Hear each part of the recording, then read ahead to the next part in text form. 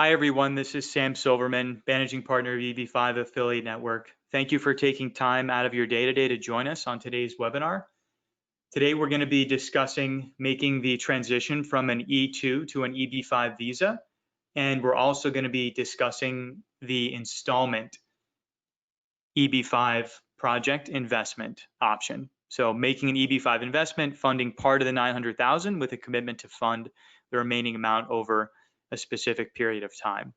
I sent a message in the chat box since we're going to be covering two kind of pretty distinct topics, just to give us an idea of where we should focus most of the time. Please respond if you want to hear more about E2 to EB-5, put topic A in the box and send it back. If you want to hear more about topic B, partial EB-5 investment, please respond with topic B. And then as we go through today's webinar, please use that same box to type in any questions that you have. And then at the end of today's webinar, we'll have a question and answer session and try and address as many of those specific questions as we can. And if you registered, you'll get a recording of this webinar. And if you want the slides, you can also email us at the email on the screen, and we can send those over to you as well. So to jump into the presentation, today, kind of where we're going, what questions we're going to address, what's the process to apply for EB-5 and E2, how does E2 compare to EB-5 in terms of the process, cost, timeline. If the EB-5 waiting period is too long, can I start with an E2 and then convert? And then on the partial EB-5 side, can I invest less than $900,000 initially to start my EB-5 process and file my petition? And then if I decide I want to do a partial EB-5 investment, what additional documents would I need that I would otherwise not need if I was investing all the funds at once? Okay, so here's kind of a quick table of contents of how we're going to break it down today. First, a little bit about our speakers. Second, introduction to the topics, E2 and EB-5 visa overview, then making the transition from E2 to EB-5, then an installment or partial EB-5 investment, what that looks like, a few investment projects we'll quickly discuss, and then questions and answers at the end. So as I mentioned earlier, I'm Sam Silverman, Managing Partner, EB-5 Affiliate Network. I'm joined today by my partner, Mike Schoenfeld, in the middle, and I'll let Mike quickly jump in and introduce himself. Hi, everyone. Thanks for joining today. We look forward to running through both the E2 and EB-5 programs and how you can transition in between them. Sam mentioned I'm one of the managing partners of the EB-5 Affiliate Network. And prior to founding this company, I used to work at a large private equity firm and at the Boston Consulting Group before that.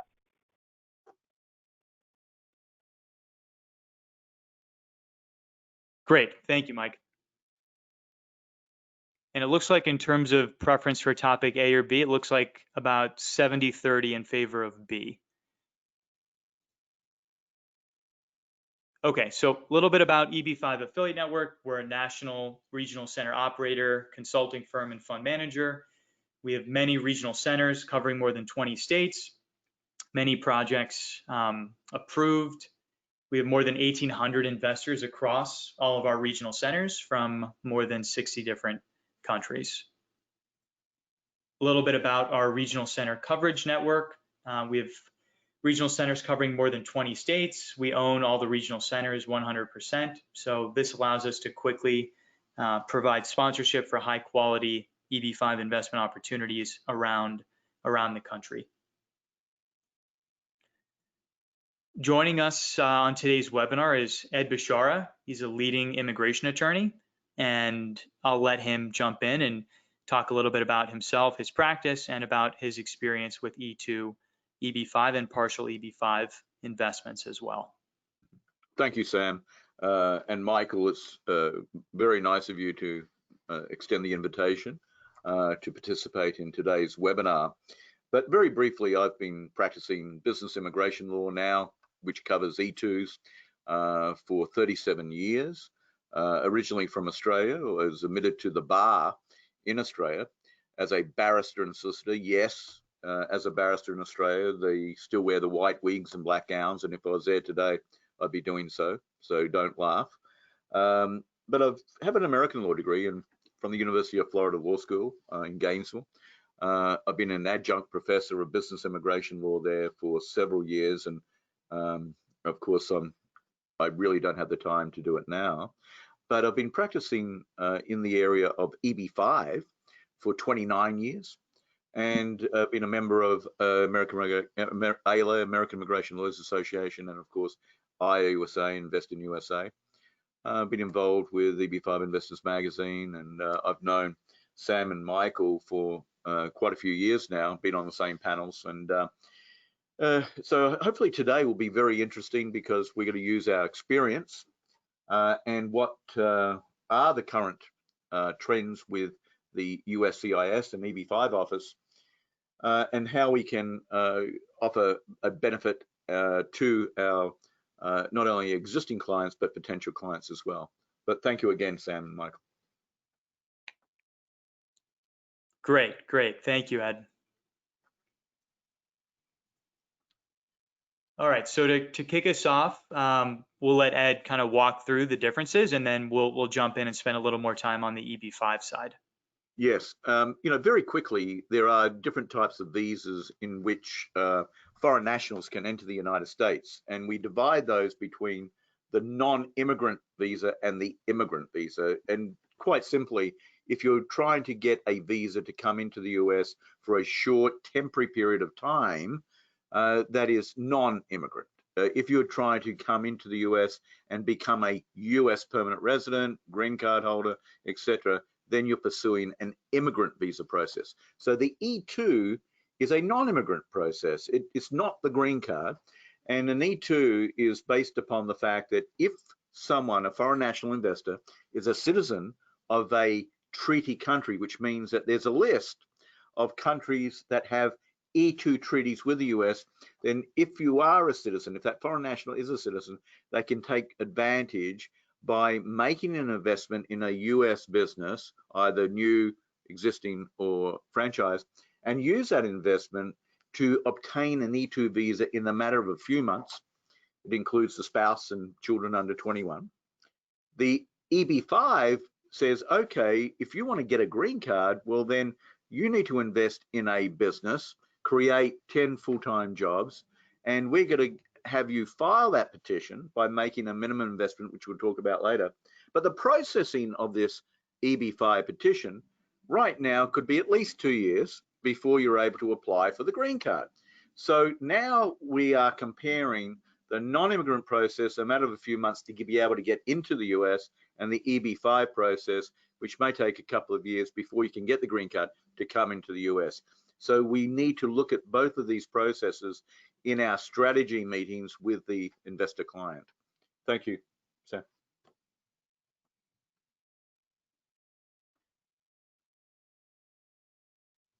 So how do we go from E-2 and EB-5 visas, the comparison? Well, the E-2 is no minimum requirement, but what the US immigration regulations and laws and policies will tell us, and even the Foreign Affairs Manual, which covers the E-2 process, that one has to make a substantial investment under an E-2. And the question is, what is substantial? Over the past few years, back in the 80s, back in the 90s, people could make an investment of $50,000, $75,000, and it was accepted. And it wasn't irrevocably committed either. So today, we're looking at probably an E-2 investment of $200,000. It's going to be what is needed to start the business or to buy the business, the purchase price. And so the recommended amount is about $200,000 plus.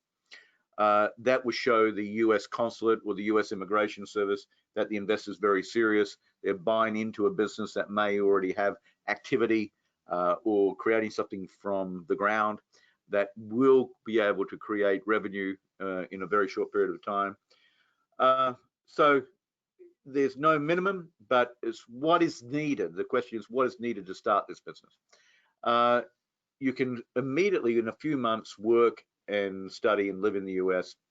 The spouse of the E-2 principal can come in and apply for an employment card and work anywhere.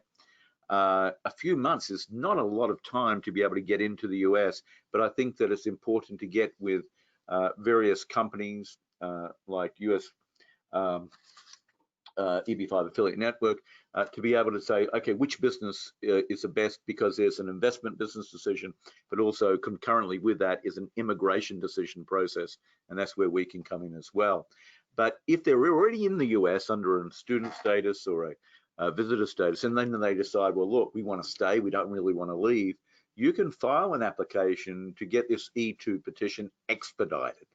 And within 15 days, there's a decision, right? So I think that with the EB-5, there's a minimum requirement of 900,000 if it's in a certain rural or target employment area. Since November the 21st of last year, new regulations, and to show that there are certain areas that would qualify for target employment areas, areas of high unemployment before November the 21st, but most of those same areas that would have qualified today, 2020, would not qualify for a TEA. So one has to be very careful of the analysis that's done as to whether it's a TEA or rural or non-TEA in rural. TEA, 900,000, 1,800,000 for a non-TEA, most urban areas. So if the preference for any investors say, I want to invest in an urban area, one has to see if it's a TEA, because we can only include adjacent census tracts to the street address or the location of the business. And one has to determine the amount that's going to be needed. It's a 24-month process. You know, when you go online and look at the USCIS, their estimate of time, well, it's going to be more than 24 months. But of course, there's ways and means of saying, look, if it reaches 24 months, it's still unreasonable in our opinion, but we can go to federal court, file a mandamus action, which is a legal action, to force USCIS to react and make a decision.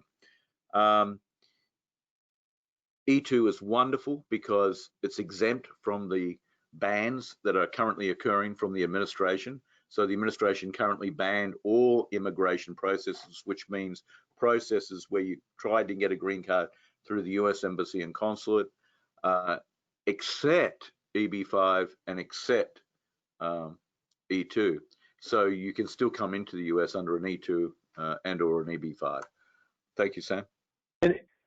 And the way that I like to describe it is that E-2 is the fast temporary way to come to the US when starting a business, but if you intend to move permanently to the US and want the green card, EB-5 is by far the best option. Right, and to follow up, Michael, what you're saying is exactly right. It may be the first step, and it may be a foundation for an EB-5 later. About the E-2, I think we've gone through some of the overview and requirements, process, and case study. It allows entrepreneurs from treaty countries to come into the US, but then one has to ask that foreign national, are you a citizen of which country? If that foreign national, the principal, and it could be either the husband or wife, and if there is a relationship, of the husband or wife, you only need that one person to be a citizen of a treaty country. Could be the wife, could be the husband. But the spouse can still come in with the principal investor, E-2 investor, but the spouse may not be a citizen of a treaty country or even the children. It doesn't matter, as long as the principal is the citizen of that treaty country. And of course, as we said before, the spouse can obtain an employment card and work anywhere in the US. And the children, of course, if they're under 21, more likely than not, they're going to school. So you've got huge benefits for family members to accompany the principal investor who is, of course, the citizen of the treaty country. Thank you, Mike.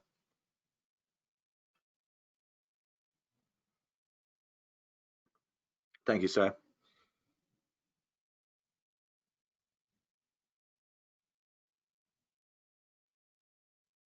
Okay, so basically there are many countries that have the E-2 and E-1 treaty, but remember, please be very careful when you read through the list, because there are some countries that only have the E-1. E-1 sounds like it's the E-2, but E-1 is based upon trade. between the country of citizenship and the US, but the E-2 is based upon the investment in a US business. I believe that if you prepare the E-2 petition, as we mentioned before, it could take a month, or maybe take a little bit longer to prepare the actual support letter, business plan, etc., submitted to the US consulate, and then usually it will take a few months for processing. The appointment is sent to you, you go in, and then, of course, if there's any further questions, they may ask. But you can take in the entire file that you've had to submit previously online to the US consulate. You may be able to have a hard copy of a file that's probably more extensive than what you had to submit online. The process of going from E-2 to obtaining that visa at the consulate, we've got a processing of the timeline. What we've included in here is that if you're a citizen of an E country, well, then it may take 3 months to prepare the E-2 application and submit it to the consulate, another 3 months to 4 months normally of processing at the consulate, and then you're into the US. Even though you may get, as an example, a 5-year E-2 visa, multiple entry, which means you can go in and out of the US, once you arrive in the US, then basically the US Customs and Border Protection inspectors will say, fine, everything looks good. They stamp the passport and you have a 2-year status in the US, right? And remember, let's say the visa's good until November the 1st of 2020. It ends, the visa ends. But if you're coming in the middle of October and you know that the visa that's stamped in the passport ends November the 1st, normally the US Customs and Border Protection will still give you a 2-year status in the US, which means that the status in the US may go beyond the expiration of the visa. And you can keep on getting extensions of status in the US if you remain in the US.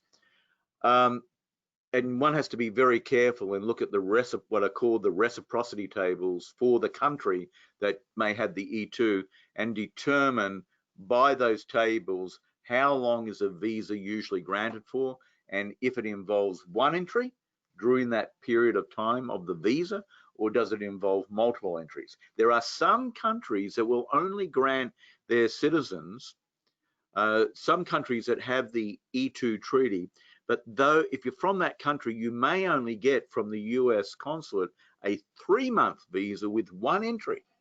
Now, within that 3-month period, you need to make an entry into the US, but once you're here, you have a 2-year status, but the next time you leave, they leave, then they have to go through the consulate processing again. One has to be very careful of how one advises the clients.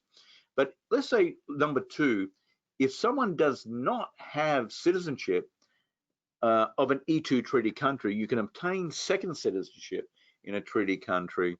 And the reason why there are 3 countries right now where you can get that second citizenship, and why those countries are mentioned, is that they are the countries that have the fastest process to get citizenship in a country that has an E-2 treaty with the US. 3 months usually processing time. It could be Grenada, it could be Turkey or Montenegro. You know, of course, you know, Grenada is very popular right now. But thank you, Mike. Next slide.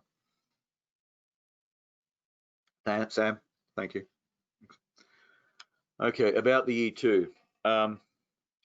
We've got a South African citizen and entrepreneur, has a manufacturing business, making garage door parts. They want to open up a new office in Texas, right? They have $250,000 to invest. Business is owned 80% by John, but he has a full-time manager running day-to-day operations who owns 20%. After 6 months, the business is breaking even, turns a profit after the first year. So what we have to do, and we look at the key point at the bottom of the slide, citizens of South Africa, normally, of course, South Africa does not have a treaty, E-2 treaty with the US. So we have to ask John, is he a citizen of any other country? Is his spouse a citizen of any other country that may have an E-2 treaty with the US?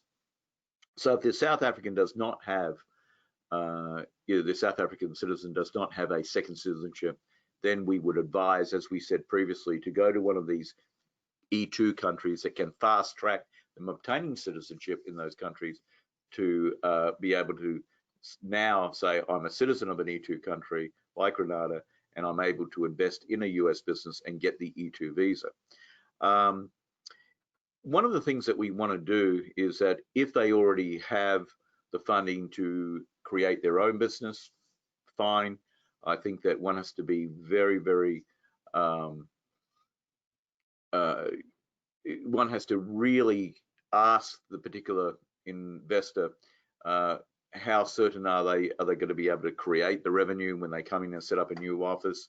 It takes a lot of work to not only show that potentially there will be revenue, there will be US employees, because we don't want the business under the E2 rules to be called marginal, which means that it's not likely to hire, employees in the US.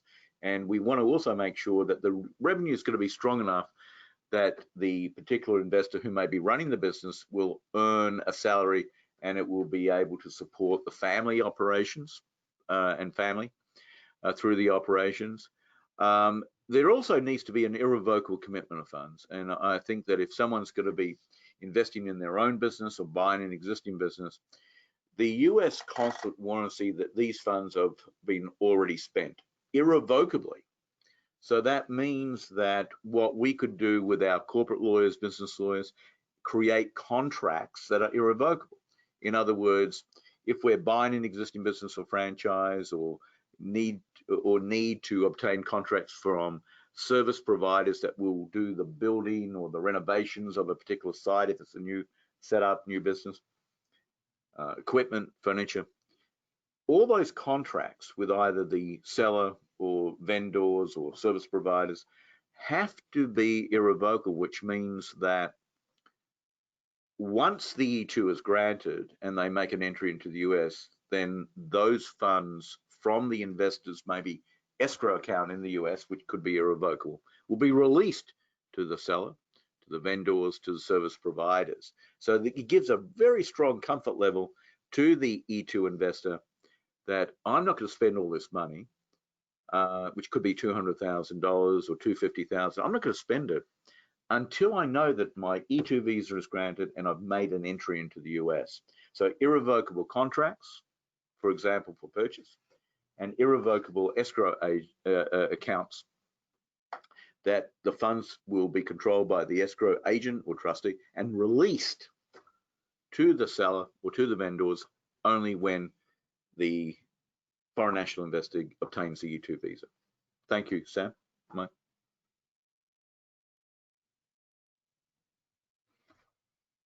Great, thank you, Ed. We're going to shift now to talk a little bit about the EB-5 visa, and then we'll talk about how to plan ahead to make the transition from E2 to EB-5.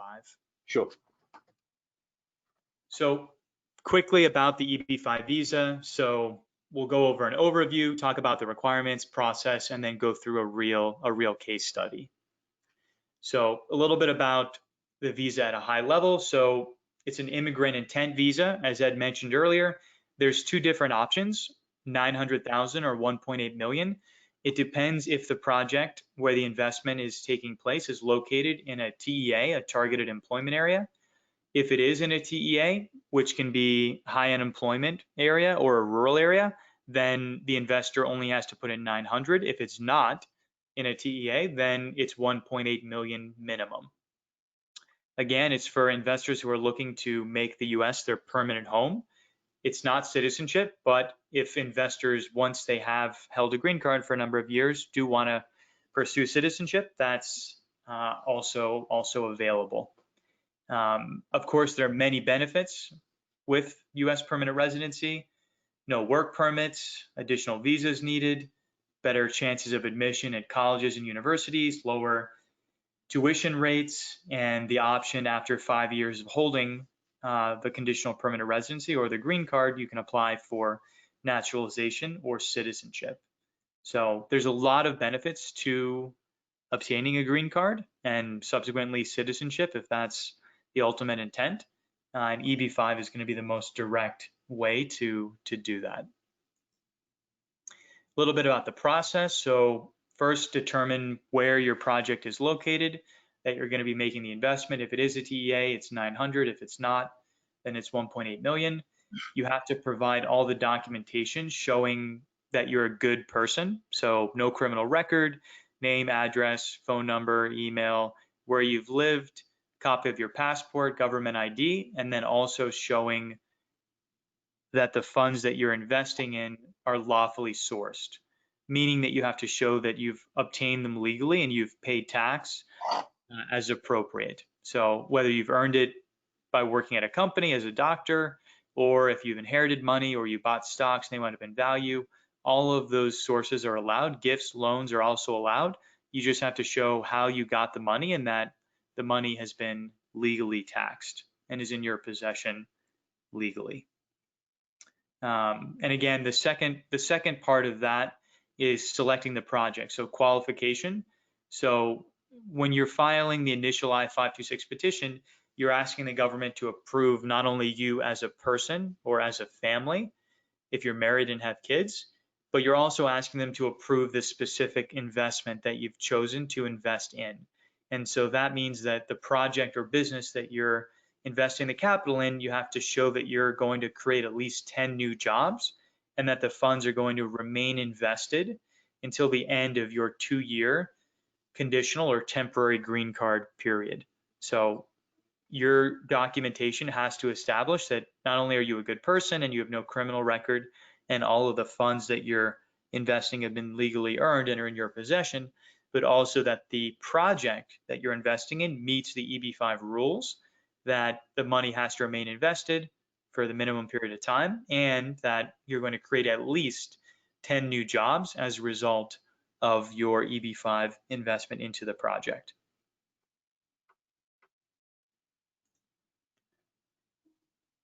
All right, so a little bit about the process. So first, choosing a project. So there are kind of two different types of paths that investors pursue. One is starting your own business, very similar to the E-2 path, where you're going to create your own, let's say, apartment building or your own hotel or your own subway franchise, and you're going to invest either the 900,000 or the 1.8 million, and that business is going to create at least the 10 jobs, and then you're going to obtain EB-5 green card status as a result of that investment. The other option is to select a more passive option, which is what the majority of investors do.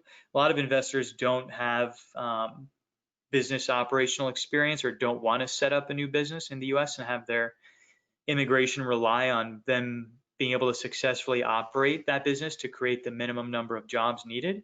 So a lot of investors will work with companies like EB-5 Affiliate Network and others to identify institutional quality passive investments where the 900,000 or 1.8 million would be invested in a project, and that money would be managed and overseen by a third party to make sure that the jobs are created and that the project goes according to plan. Let's see, await approval. So investors who are already in the US on another visa type can obviously just remain and continue on that other visa type, but filing for the EB-5 specifically does not grant any immigration status. So if you're out of the US, just by filing, you can't come to the US immediately. You'd have to come on another visa type, potentially E-2 or one of the other visa categories that are available. So that's important to keep in mind. Also, obviously, documentation, very important. And all of those documents are going to be included in the original I-526 submission to the USCIS for approval. So the government's going to approve both you as a person and where your money is from, and also all of the documentation that establishes how your project meets EB-5 rules and requirements.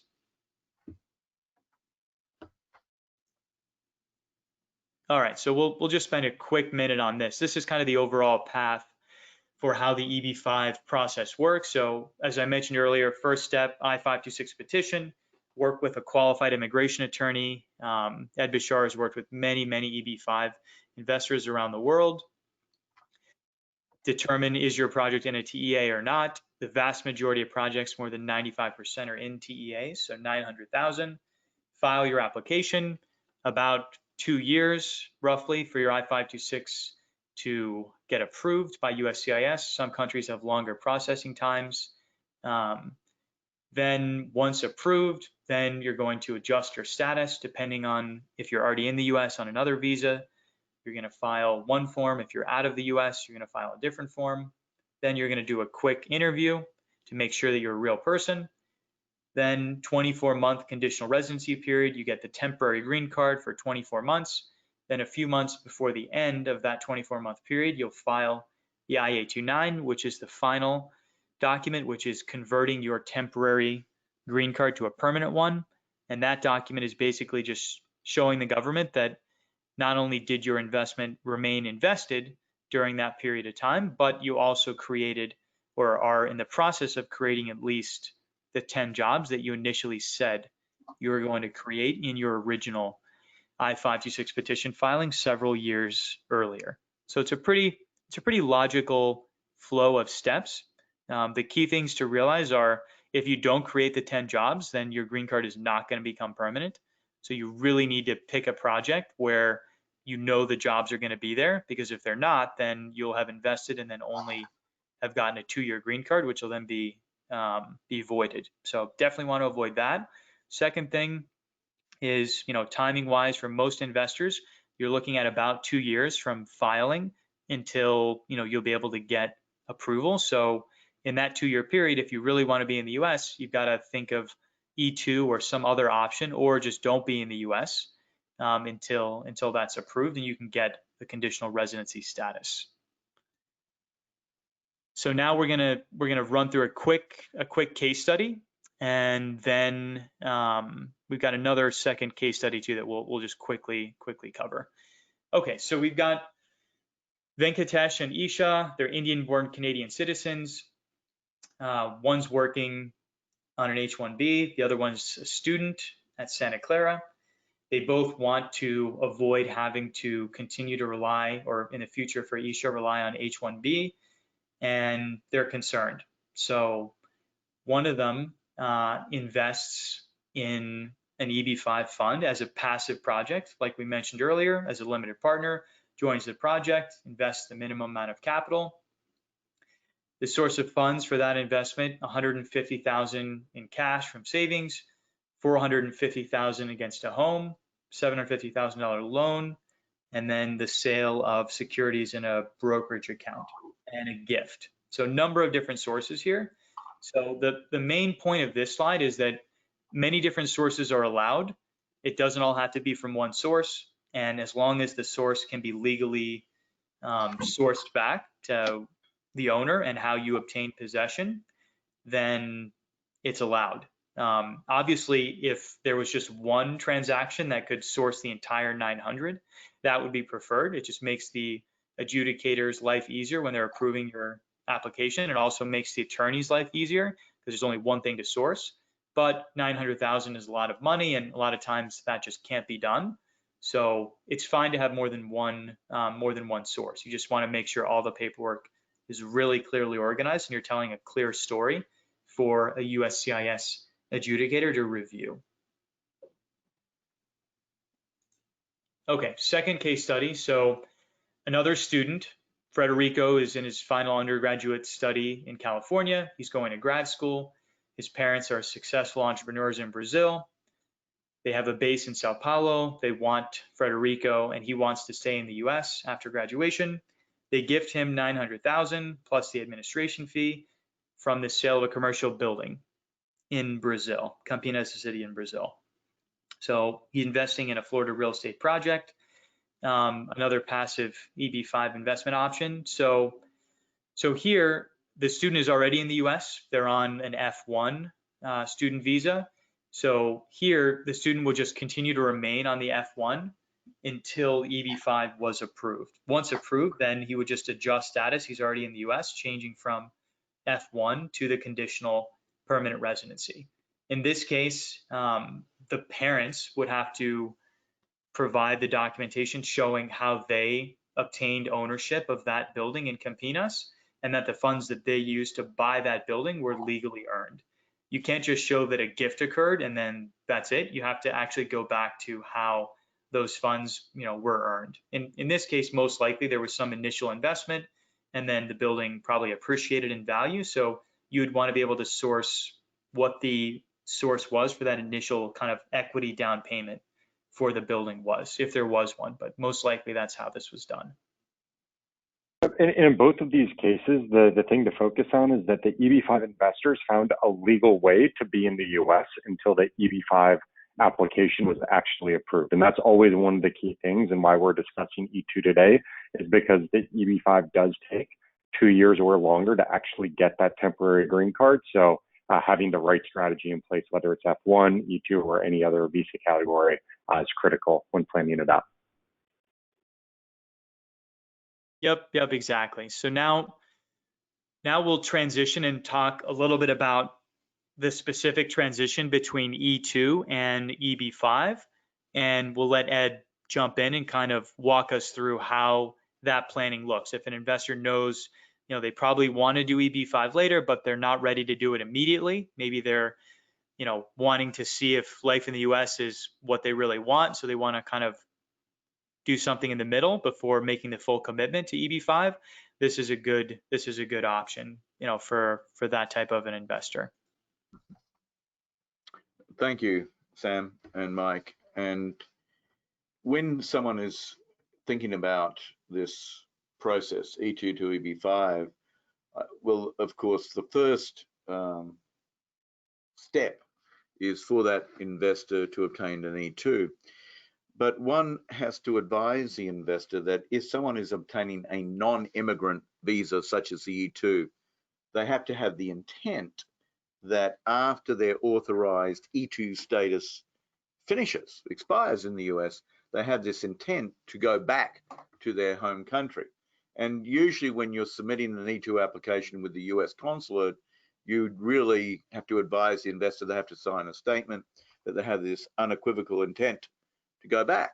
And that's with, most non-immigrant visas that you have to finish your stay. After authorized stay, then you're back in your home country. But the E2 to EB-5 transition, can it be done? Yes, it can be done.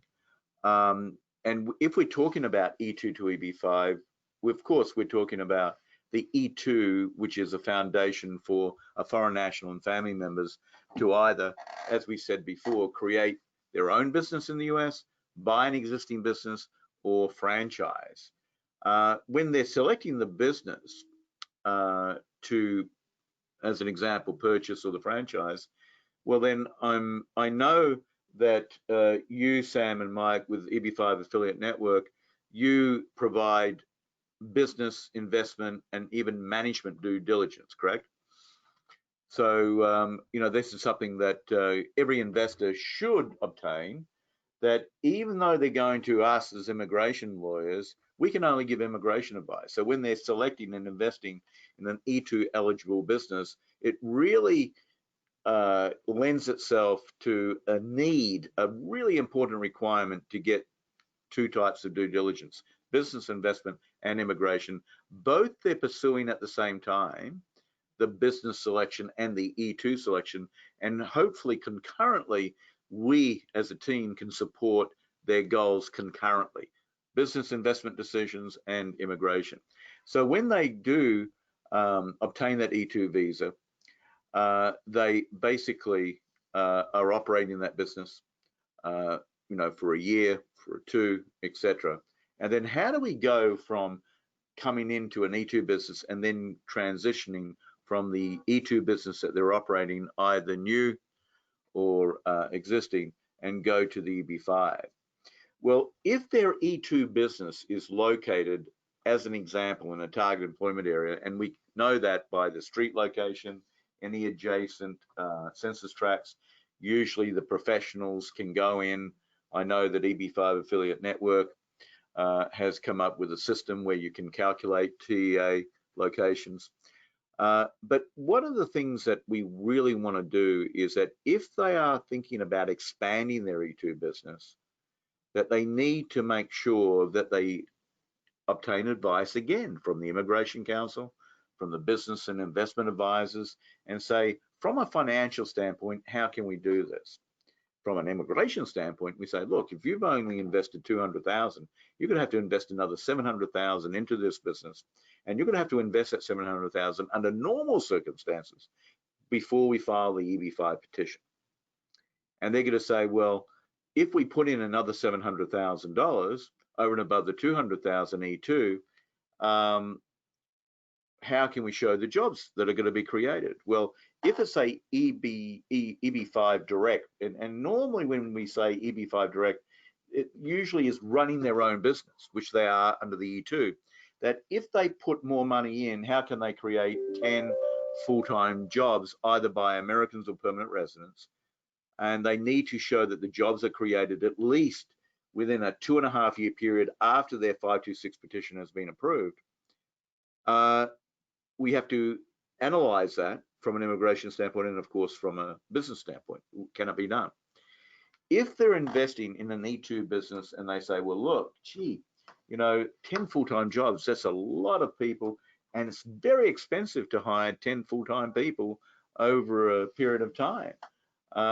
Then we as council can go and say, look, if you went into a memorandum of understanding, a relationship with a company that has a regional center designation, a license designation, then with that understanding and that legal relationship with a company that has a regional center designation, the USCIS allows the project with the right professionals to show that how their expenditures and the nexus between these expenditures on operations, revenue, maybe even construction, can lead to now an indirect job count.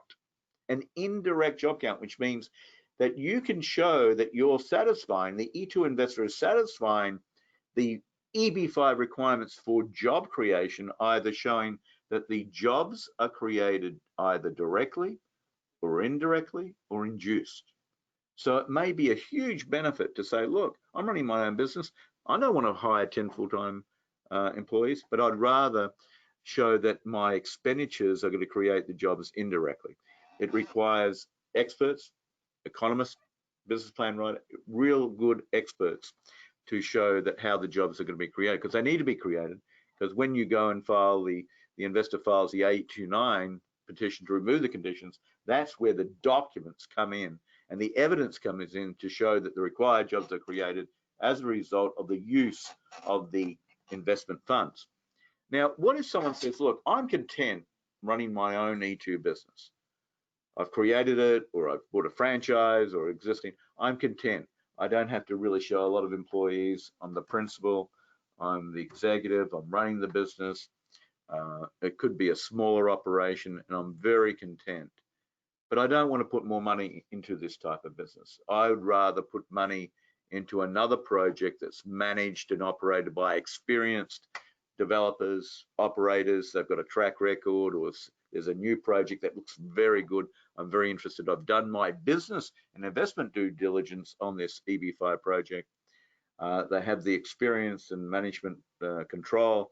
I like what they've done. They've showed us due diligence themselves.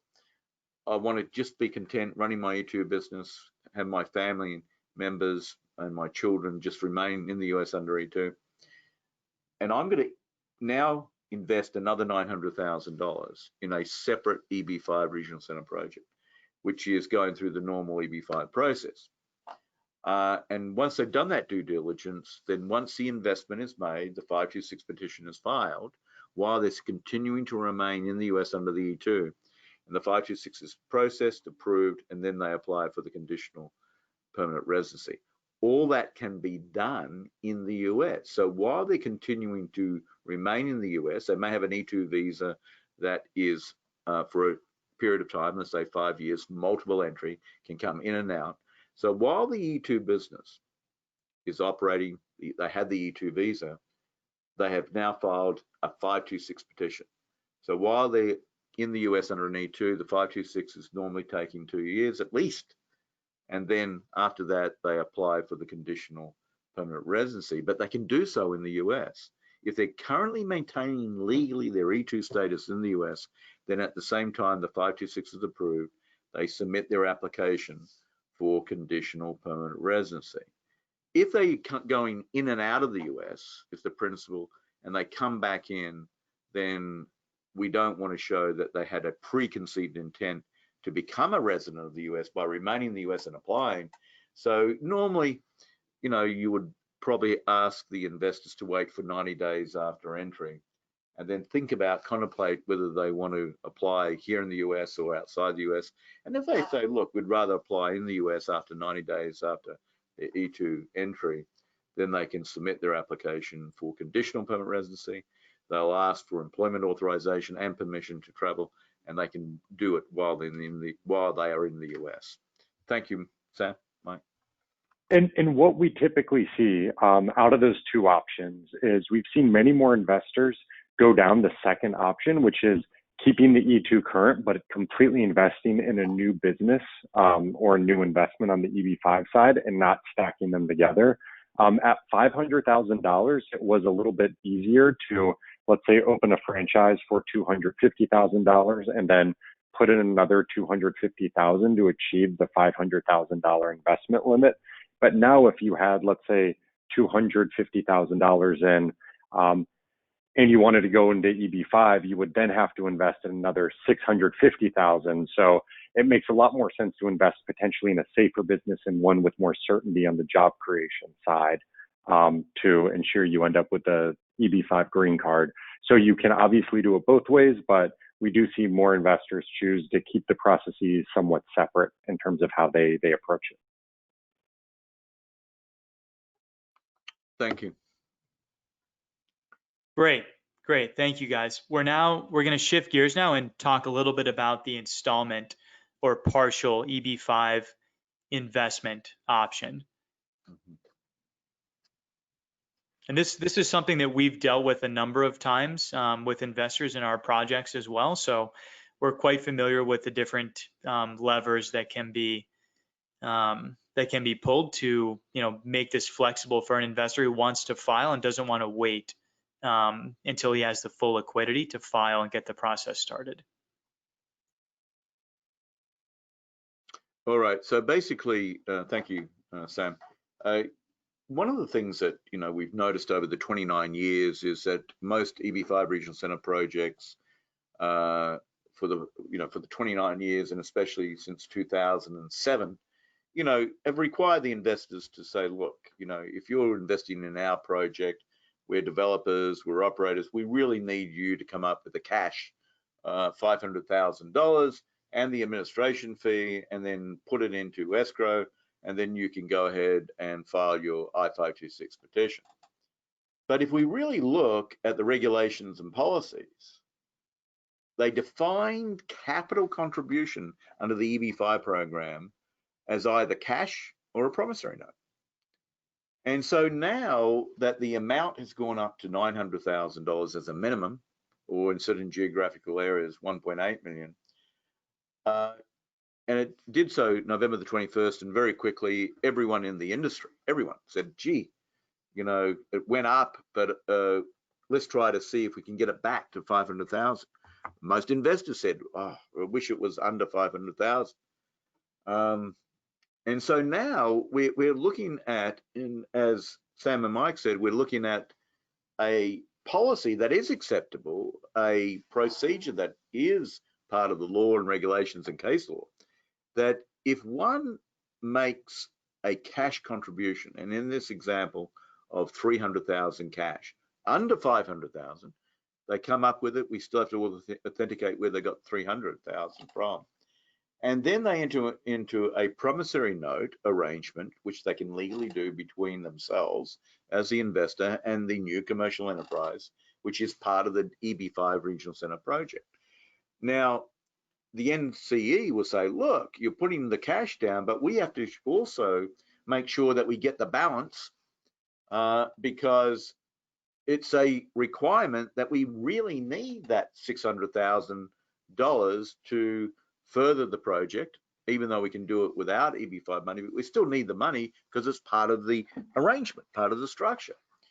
So we believe that in compliance with the EB-5 policies and regulations, that the USCIS would like to see that at the time of filing the $300,000 cash, that when the investor files their 526 petition, it is an irrevocable commitment. The investor is showing that they've made an irrevocable commitment of the $900,000 at the time of filing the 526, even though they've only put down $300,000 in cash. And one might say, well, how do we do that? Well, we want to make sure that the promissory note is secured by the assets and even liquid assets of the investor. They may have assets in real estate or wealth management products in the US, outside the US, but they make sure that these assets secure the promissory note. That will help the EB-5 Regional Center project to accept this arrangement. It will show USCIS that an irrevocable commitment has already been made, because what we would like to do also is show that the NCE has a lien, an enforceable lien, on going after the assets of the investor if they default in the payments, and usually it's a monthly payment.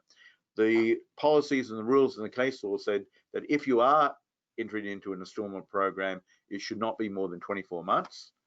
And everyone's saying, well, it takes almost now 24 months for even a 526 petition to be processed. So by the time they process the 526 petition, the full amount has been paid in any event.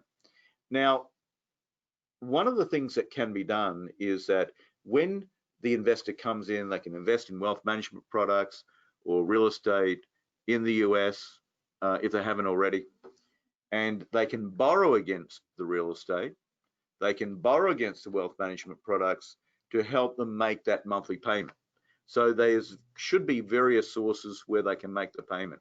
But the lien will tell the people that may have the real estate, it could be the bank, it could be someone else, it could be the wealth management companies, that the investor can't touch and sell the real estate, or can't sell these wealth management products because there's a lien on these products by the NCE.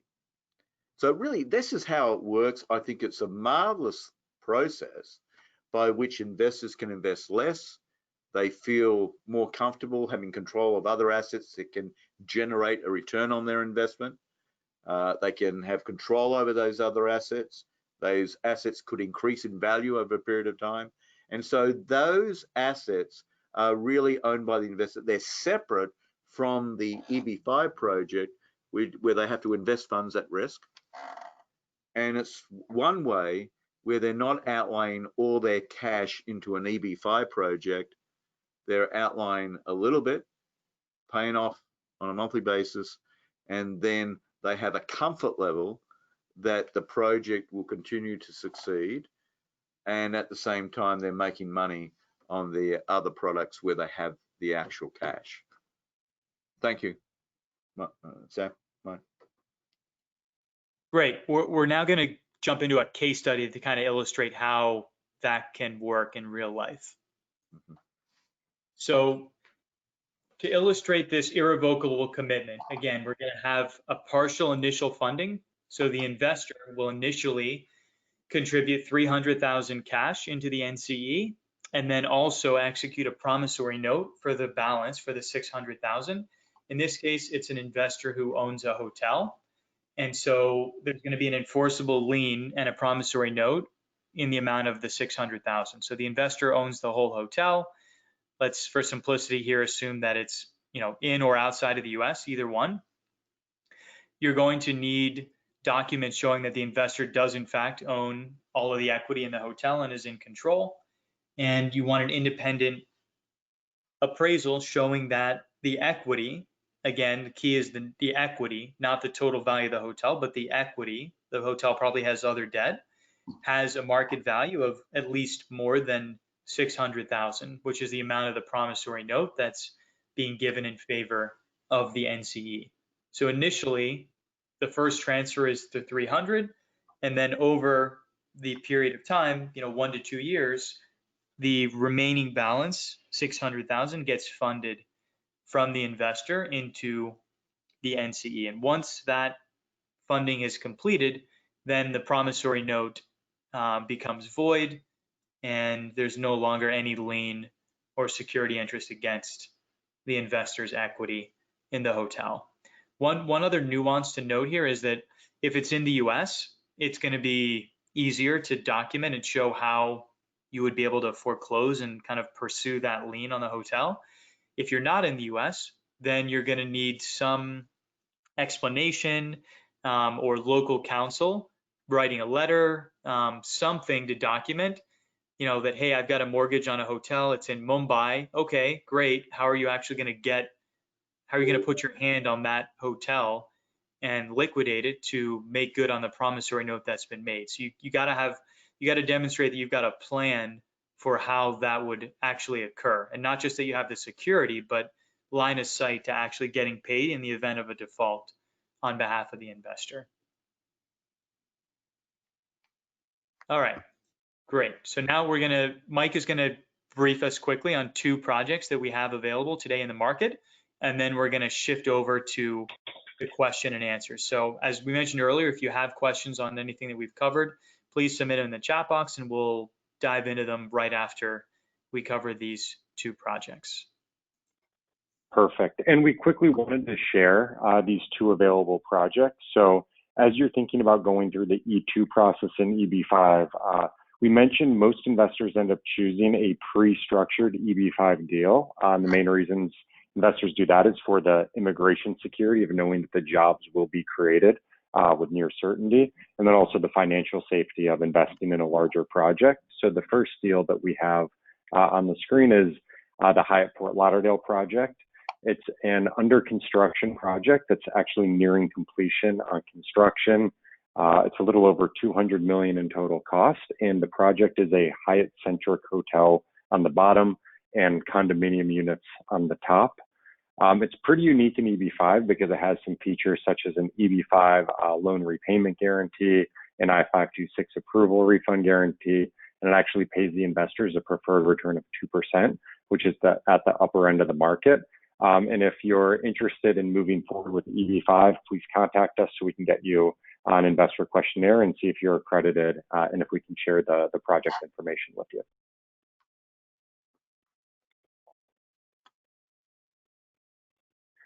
And the second deal is similar. It's another project in Florida. It's a condominium deal, but this project is a little different in that EB-5 investors are actually coming in as equity investors. As we mentioned a little bit earlier, EB-5 can be structured in a variety of ways, including either debt, like the previous project, or equity, like this deal. This project is much earlier on. It's located in St. Petersburg, Florida, and it's just breaking ground now and starting to come out of the ground. But because the investors are equity investors, there's actually a higher return for investors of up to 6%. And again, if there's any interest in current EB-5 projects that are already structured, please reach out to us and we can share the information with you.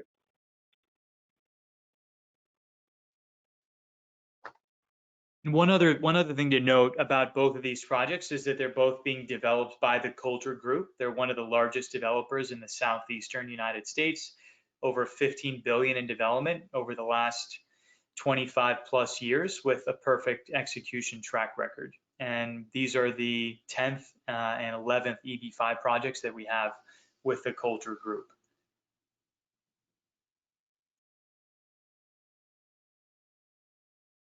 All right, so now we're going to move over to the question and answer session.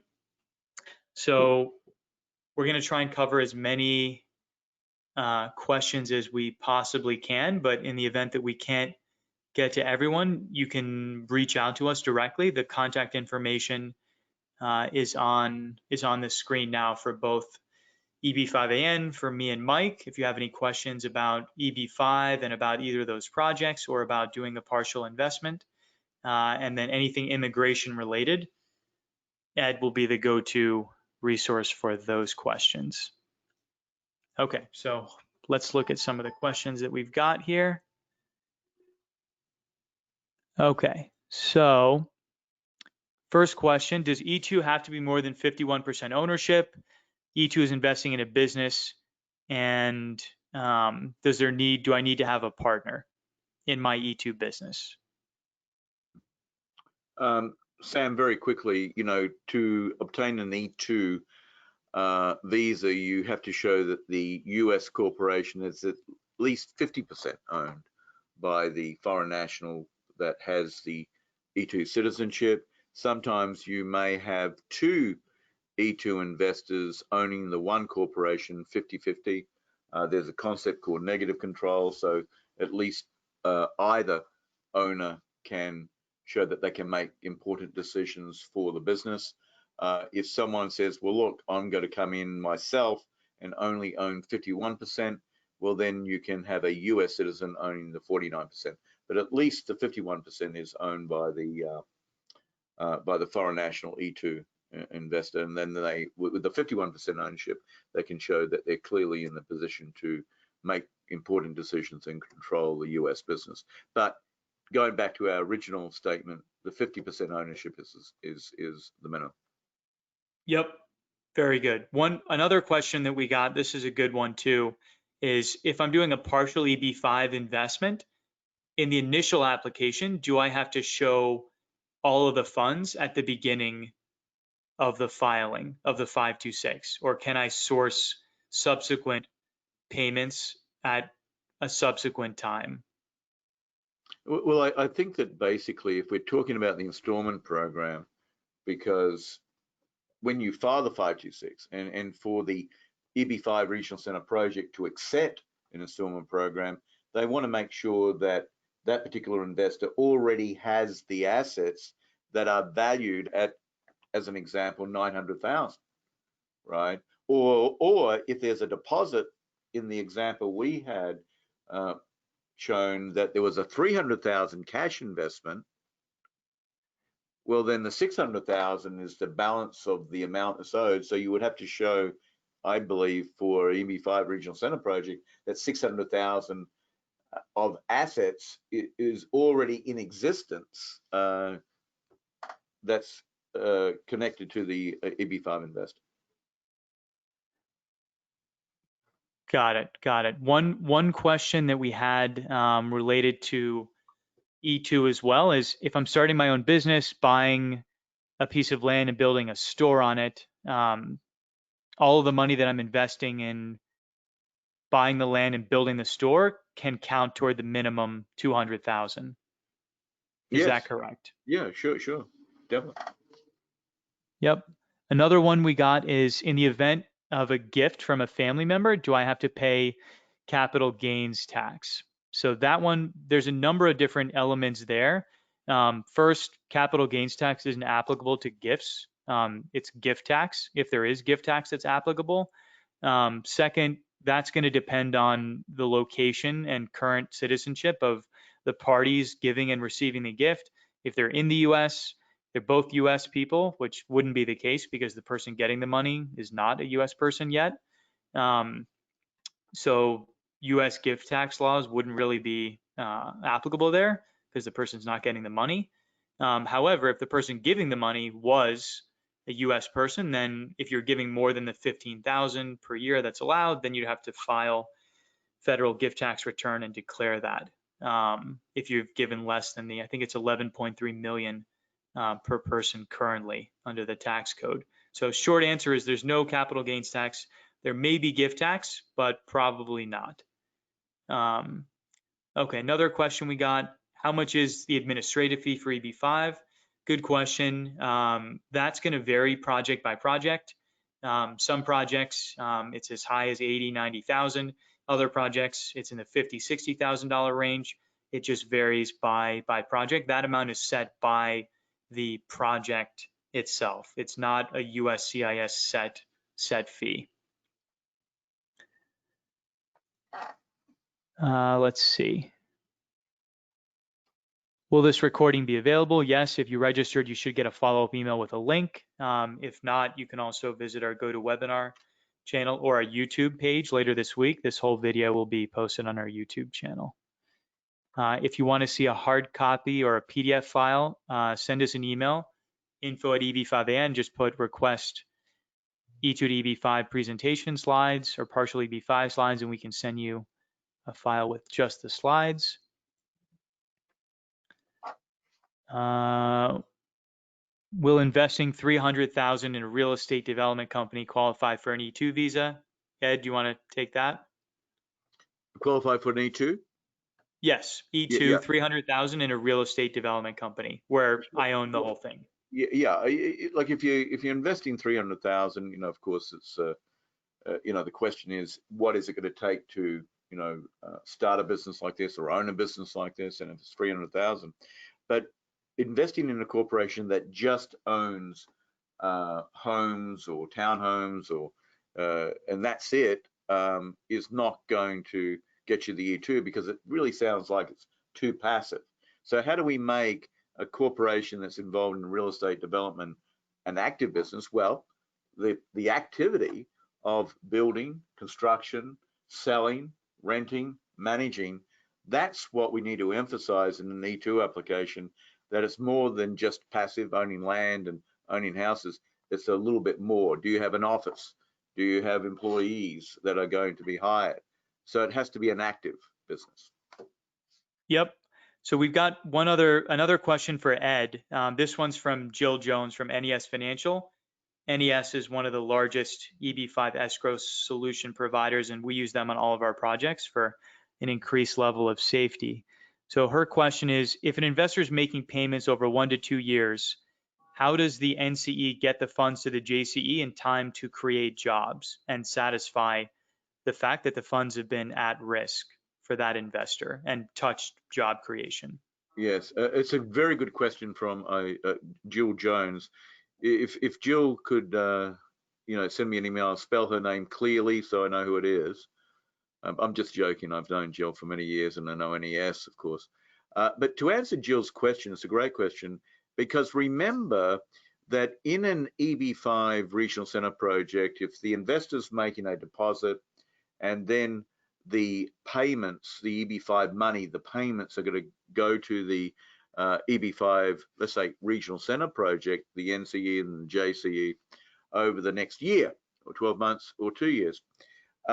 Usually the EB-5 money that's coming into the EB-5 regional center project, the EB-5 money is used usually as a bridge, right? If it's especially a loan model. So the non-EB-5 money that's been used by the JCE for construction, for development and creating jobs, the subsequent money coming in from the EB-5 investor over a period of time, then that EB-5 money will be used by the JCE maybe to pay off the more expensive non-EB-5 loans, and the EB-5 investors will get credit for previously created jobs. So Jill, hopefully that answers your question. All right, great. Let's see, we've got a few other ones here. Can I invest more than 900,000? Yes, 900,000 is the minimum, although we see very few projects where you're investing more. But in a TEA, targeted employment area, 900 is the minimum. There is no set maximum by law. Okay, in the partial EB-5 investment option, is there a set minimum threshold? Does it have to be 300 or could it be lower? There is no set threshold by law, but you know, you can't put down $10 and then say you're going to fund, you know, $899,999. That's not going to work. You've got to have a substantial amount of initial capital that's invested. Historically, in our deals, we've kind of set that at between 200,000 to 300,000, but there is no set amount for that in any regulation or rule. But it has to be credible to pass approval.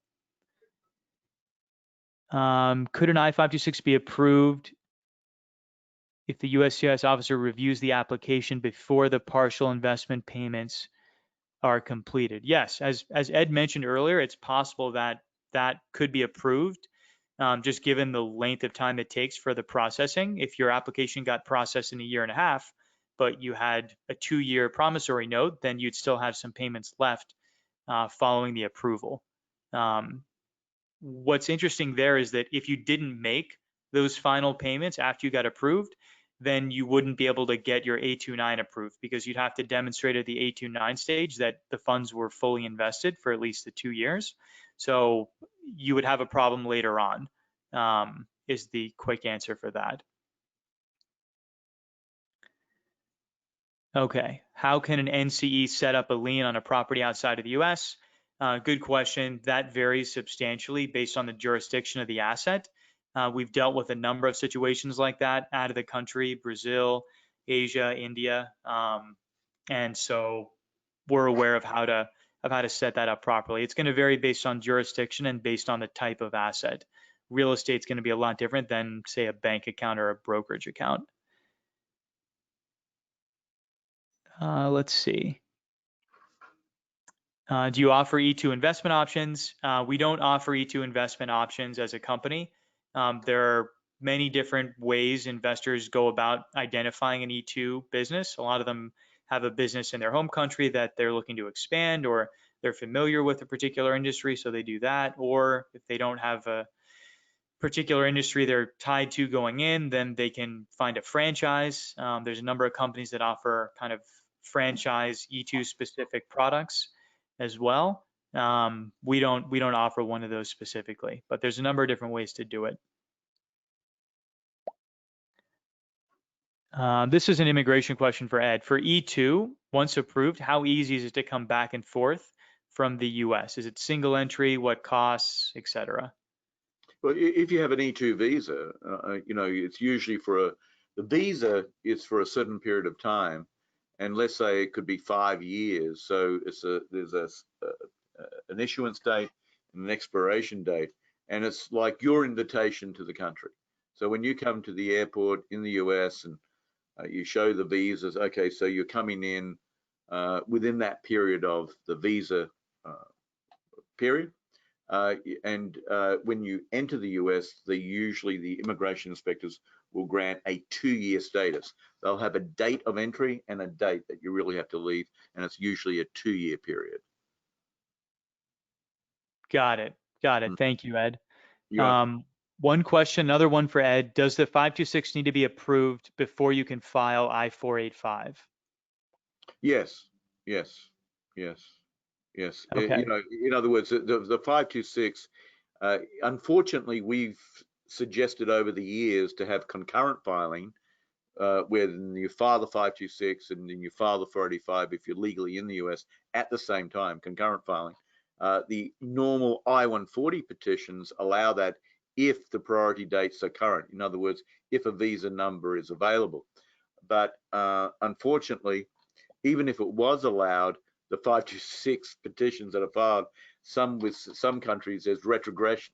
There are delays. So even if the petition is approved, you still have to wait before you can apply for the green card, even if it's in the US. So if the 526 is approved and you have a legal status in the US, like an F1 student status or an E-2 status, you can then file your application for permanent residency. Great. Another question we got, is it okay to give a repayment guarantee on an EB-5 project without breaching the at-risk requirement? Yep, I can see where that could be a little bit confusing. The short answer is yes, that is allowed. You can give a repayment guarantee. Just because repayment's been guaranteed doesn't mean that there's no risk, right? So if you loan money to, let's say, Amazon, and you had a guarantee of repayment, it's still possible that Amazon could go bankrupt and not be able to repay that guarantee. So yes, it's still at risk, although the risk, in the eyes of some investors would be substantially reduced if you had that additional type of security in place. And just to add, Sir, that basically the NCE could not, guarantee that the full amount will definitely be repaid, because it really sounds like a redemption, right? when you're saying, I guarantee that 900,000 will be repaid to you. I don't think one can say that. No, that's right. You can't specifically say that. Yep, that is accurate. One other immigration question that we got is the timing of the hiring of the employees. So when does that have to happen? The quick answer is you just have to show that those employees have been hired at the time you're filing the I-829. So if it takes about 2 years for the 526 to get approved, a little bit longer to adjust your status, and then 21 months before you could file 829, then you've got roughly 4 years from when you invest the money until when you'd have to show that those jobs were created. So you've got a substantial amount of time before you have to show the job creation proof. And in our projects, particularly the Hyatt project, since the project has already been under construction the last few years and is still under construction now, even though you're investing funds now and they're coming into the project today, you get credit for all the jobs that have already been created in the project. So in that project, the Hyatt Fort Lauderdale, we've already created more than double the amount of jobs for all the investors. So in that one, the day you join, you already know that you're getting like 17 or 18 jobs automatically assigned to you day one, because you're able to count specifically under the USCIS rules, jobs that have been created in reliance on EB-5 funds coming in, even if those funds come in later in the timing of the project. That's why it's really important to select a project that you know is going to happen, or is one that's well under construction, so you know job creation is not an issue at all in the project. Because there's really only two ways you can be denied: if the money is not at risk, or if the jobs aren't created. And keeping money at risk just means don't repay it. So that's pretty easy to accomplish. Just don't repay the money and you've met that. The job creation, if you're investing in a deal that's almost built and all the jobs are already there, that's how you eliminate the first one. Let's see, a few more questions here.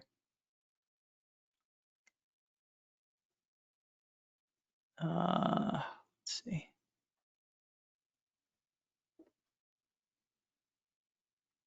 Is there a irrevocable contract required for E-2, Ed? How does that work in terms of the minimum investment amount? How is that proven and documented? Well, you know, the U.S. consulate or even USCIS wants to see that, you know, the funds have been irrevocably committed, you know, similar to EB-5. So out of what we've done for many, many years is that we've had our corporate lawyers, business lawyers, create irrevocable contracts to purchase, for example, an existing business or franchise. And it's clearly stating that, yes, the E-2 investor will buy the business, as an example, on the condition that the E-2 visa is granted to the E-2 investor and there's an E-2 entry into the US. We also show that the escrow account is supported by an irrevocable escrow agreement that a third party, usually a trustee or agent, will control the funds in the escrow account, and then on the condition that the E-2 visa is granted and they make an entry, then those funds will be released to the seller. And it's worked every time. So it gives a really nice comfort level to the investors and the family that, you know, they're not going to spend all this money, in you know, 200,000 and etc. Until they know that they've got they have obtained the visa. Great.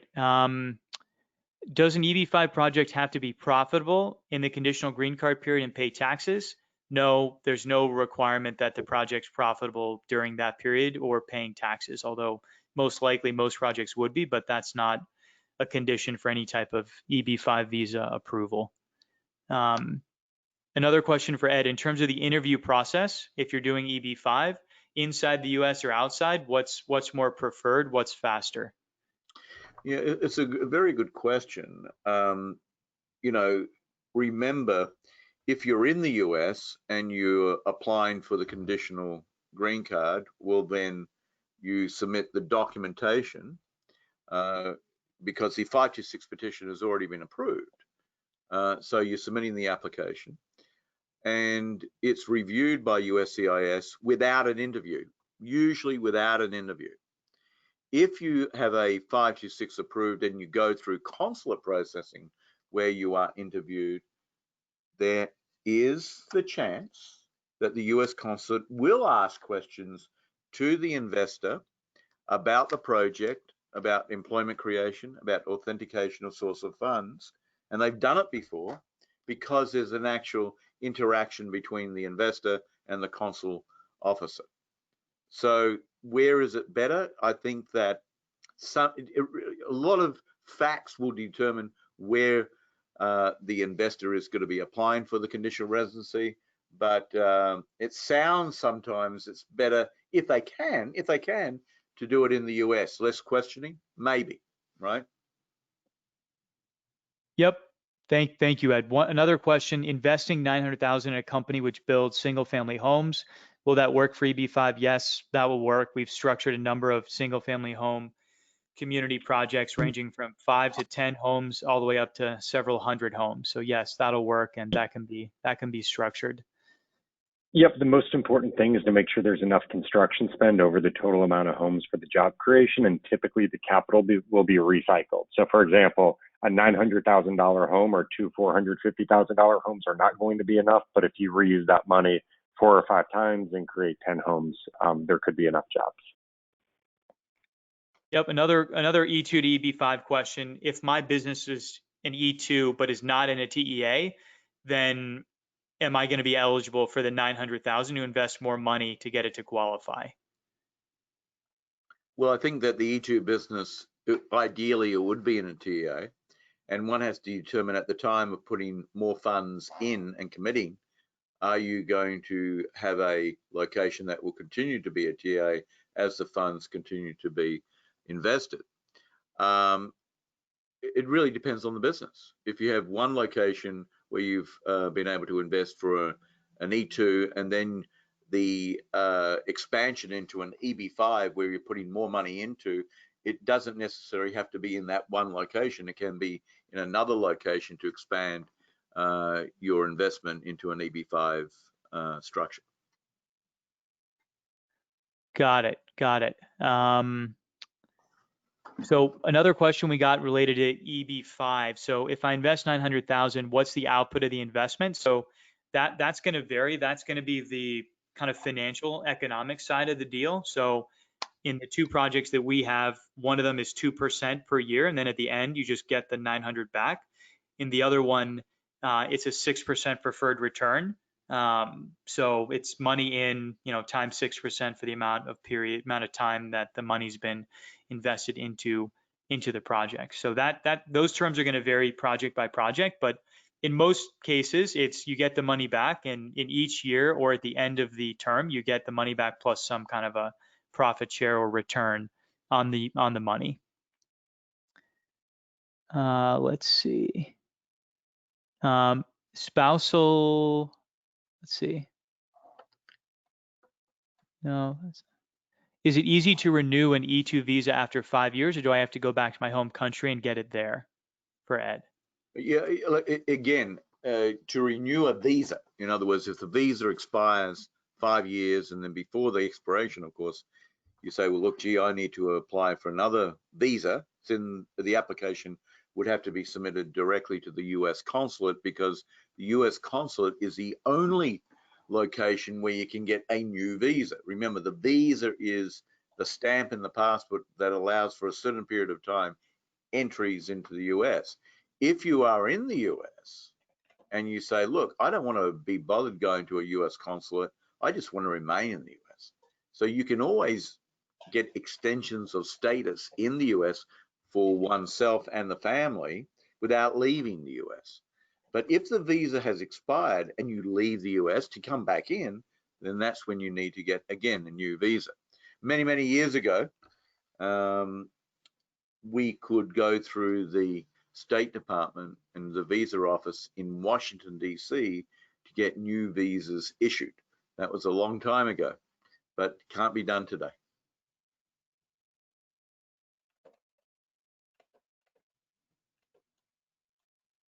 Great. Thank you, Ed.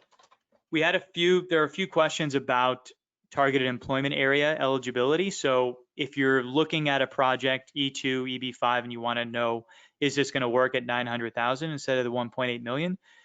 As we quickly mentioned earlier, we've got a really neat free TEA map on our website, eb5n.com. Just go to the map, you can type in an address and it'll instantly tell you yes or no. And then if you want to generate the formal report to share with your attorney or share with another investor, you can put your email in and you can get a formal report for free on our site. So we're the only site that has that. So check that out if you're considering doing, particularly if you're going to do E2 to EB-5, because you don't want to go into an area and then whoops, that area doesn't qualify, and then now you're not going to be able to apply at the 900. You have to put in the $1.8 million. So you definitely don't want to have that issue. There's a few more other kind of really specific questions that we're just not going to be able to cover here. We want to be respectful of Ed's time. So any other questions, please reach out to us. Phone numbers and emails are listed there. And if you are interested in getting a email with a copy of the slides, the PDF of this presentation, just send an email to the info@eb5n.com and we can send you the slide deck over. And the video recording will be on our YouTube channel and on the GoToWebinar as well. And any questions about EB-5, please let us know. And any immigration questions, please reach out to Ed, and I'm sure he'll be happy to address those. So thank you again. And we had a really engaging conversation with a lot of good questions. And yeah, we'll be hosting a number of other webinars over the next couple of months. So we hope you tune in then. Thank you, Sam. Thank you. Thanks, Mike. everyone. Thank you. Thank you.